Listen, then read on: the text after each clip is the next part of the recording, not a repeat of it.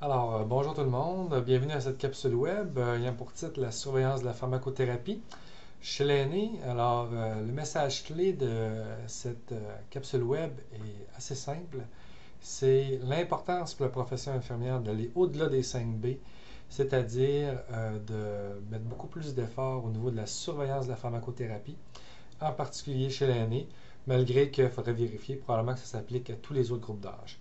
Mais pourquoi ça s'applique particulièrement aux aînés? C'est parce que les aînés ont de la comorbidité, les aînés qui sont en perte d'autonomie et qui consomment aussi plusieurs médicaments en même temps, fait en sorte que les risques associés à leur consommation de médicaments sont plus grands. Donc, il faut faire une surveillance clinique serrée pour s'assurer qu'ils retirent des bénéfices et non des inconvénients découlant de leur médication.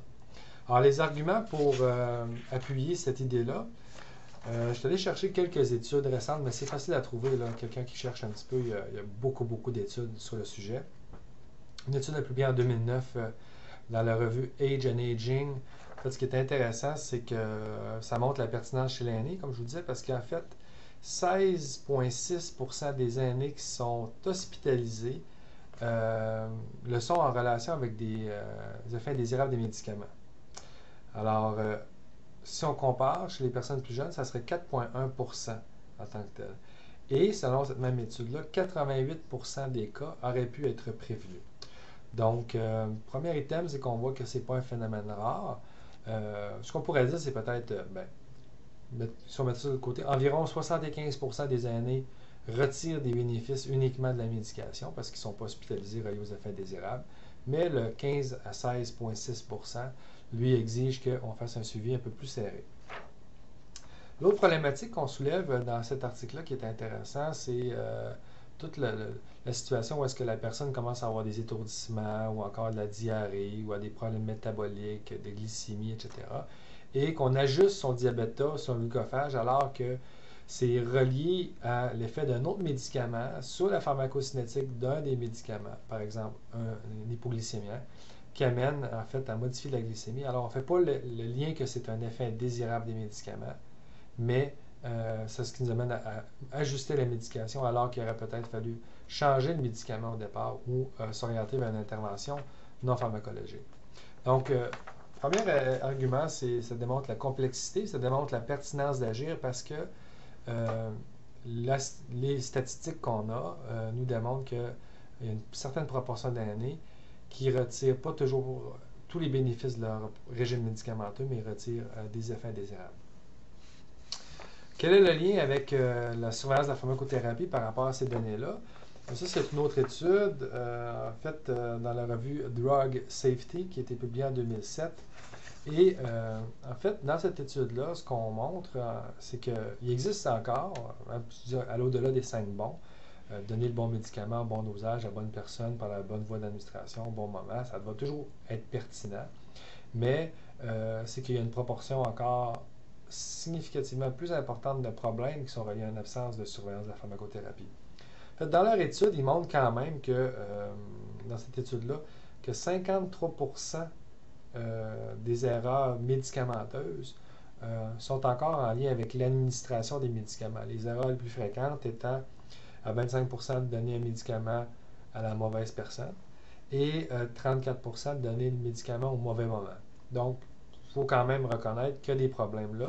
Il faut maintenir, si on veut, notre intensité d'enseignement à ces dimensions-là. Mais lorsqu'on parle de la surveillance de la pharmacothérapie, on a aussi des données que je vais vous présenter tantôt à ce niveau-là. En fait, je peux les présenter tout de suite.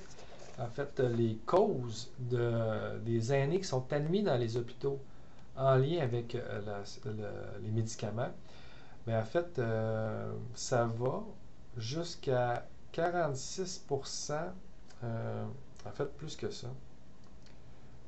Les problèmes, ça va jusqu'à 70% des aînés qui sont admis dans les hôpitaux suivant un problème médicamenteux. Le problème médicamenteux, dans 72,7%, était relié, ça varie de 61,2 à 72,7%, à un problème au niveau de la surveillance de la pharmacothérapie. C'est-à-dire qu'on n'a pas détecté les premiers signes d'effets secondaires des médicaments qui amenaient des effets indésirables, ce qui a amené à avoir des effets indésirables encore plus significatifs sur le plan clinique qui a conduit à l'hospitalisation. Donc, c'est pour ça qu'on dit que 88% sont décelables, c'est que normalement, il aurait pu être détecté avant qu'on en arrive à l'étape de l'hospitalisation. Les médicaments les plus souvent coupables dans un tel cas, les médicaments cardiovasculaires, les médicaments de type psychotrope, les médicaments qui visent les problèmes respiratoires, les manifestations initiales qui ont précédé l'hospitalisation de la personne sur un médicamenteux. On avait des problèmes de changement de l'humeur, des problèmes de changement au niveau du sommeil, des étourdissements, des pertes d'appétit, diarrhée, nausées, problèmes urinaires, saignements ou encore des problèmes cutanés. Donc, dans cette même étude-là, donc ça, c'est les signes, dans le fond, comme vous pouvez voir, que pour ça qu'on dit qu'ils auraient pu être prévenus, c'est parce que c'est des signes qui sont décelables lorsqu'on fait une surveillance clinique de la pharmacothérapie. Toujours en lien avec les facteurs, parce qu'ils ont fait plusieurs types d'analyses secondaires, là. Tout ça pour dire qu'encore ici, lorsqu'on regardait uniquement les effets désirables qui amenaient à l'hospitalisation, ou encore les effets désirables la cause des effets désirables qui amenaient des conséquences au niveau de l'individu, ça variait ici entre 45% et 36%. Pour vous donner un indice, les problèmes au niveau du dosage ou de la fréquence d'administration, si c'est un TID, QID, etc., c'était impliqué dans 26% des cas. Donc, c'était pas, ça a une responsabilité, mais ça ne se compare pas en termes d'importance à la surveillance.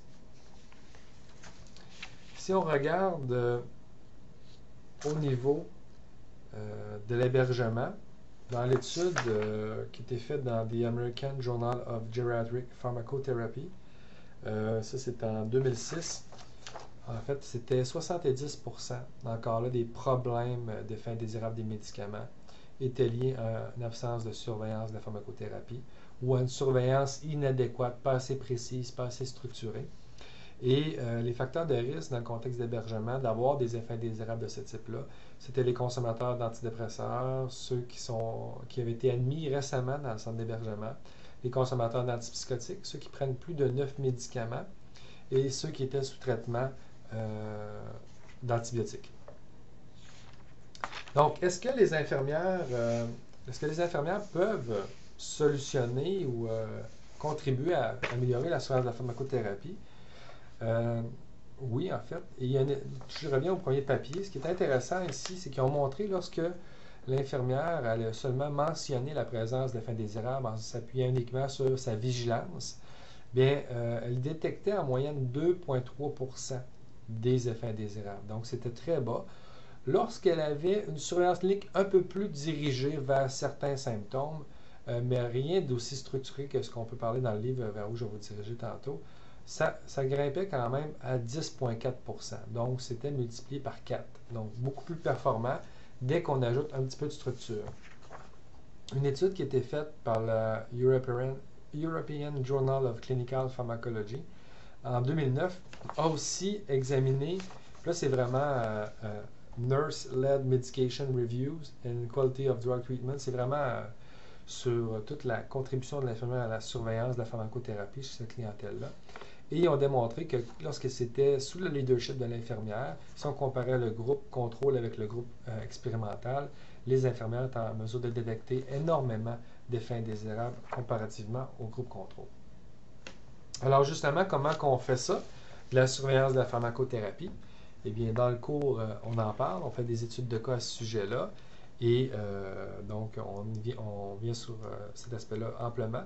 Pour les gens qui seraient des infirmières qui écoutent cette capsule web-là, ben, je vous invite à aller à la page 345 de mon livre. Il y a une section sur la surveillance de la pharmacothérapie et on explique en détail comment le réaliser. Parce que c'est sûr que c'est facile de faire une surveillance de la pharmacothérapie chez un jeune garçon asthmatique qui prend 2 pompes. Hein, on peut voir si on atteint notre cible thérapeutique par rapport au nombre de fois qu'il utilise ses pompes, sa dyspnée, ses problèmes de toux, expectoration. On est capable de faire une auscultation pulmonaire, voir donc si l'effet thérapeutique est là. Puis on est capable de faire le monitorage des effets indésirables potentiels parce que, en fait, cette personne-là prend un seul médicament, puis toutes les autres composantes de sa santé sont bonnes. Fait qu'évidemment, dès le moment qu'on voit des tremblements apparaître, des palpitations cardiaques, il est plus facile d'attribuer ça à sa pompe que chez une personne de 91 ans, par exemple. Donc, chez une personne âgée, très âgée, qui prend plus de 9 médicaments, qui a plusieurs problèmes de santé, ben, faut vraiment planifier ça de façon rigoureuse, y aller avec de la probabilité et tenir compte des problèmes de santé de cette personne-là, puis aussi des effets secondaires mentaux et physiques les plus probables d'apparaître. Parce qu'on ne peut pas faire une surveillance de 7, 8, 9 médicaments sur chaque patient. Parce qu'imaginez-vous, si l'infirmière elle a 10 aînés sous sa responsabilité qui consomment tous 10 médicaments, ça va faire sans évaluation, c'est tout simplement impossible humainement. Et vous pensez que c'est exagéré? Bien, en fait, en hébergement, l'infirmière va s'occuper de 35 résidents qui consomment tous plus que 10 médicaments. Alors, il a fallu qu'on arrive avec une stratégie. Alors, à ce sujet-là, je vous invite à aller voir le chapitre qui traite de ça. Donc, un message clé tout simplement à retenir, c'est que la profession infirmière a beaucoup plus à faire que de seulement administrer des médicaments. Quand je dis seulement, je ne veux pas minimiser cette fonction-là, elle est importante. Vous avez vu, on en fait encore des erreurs. Mais lorsqu'on compare dans les activités qu'on peut réaliser, lorsqu'on parle de la deuxième activité réservée qui est la surveillance clinique, eh bien, la surveillance de la pharmacothérapie s'inscrit directement là-dedans. Alors, il faut l'enseigner et il faut mettre un contexte de pratique qui fasse en sorte que les infirmières puissent réaliser cette activité-là pour le plus grand bien des patients âgés. Alors, merci beaucoup pour votre attention.